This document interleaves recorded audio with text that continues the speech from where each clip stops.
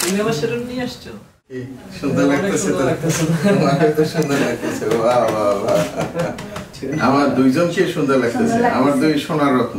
তোমরা লেখাপড়ায় যেরকম আমার মুখ উজ্জ্বল করছো, ভবিষ্যতেও আশা করি সবকিছুতে মুখ উজ্জ্বল করবো। আর তোমার জীবনের কিন্তু এই নতুন অধ্যায় আজকে থেকে শুরু হতে যাইতেছে।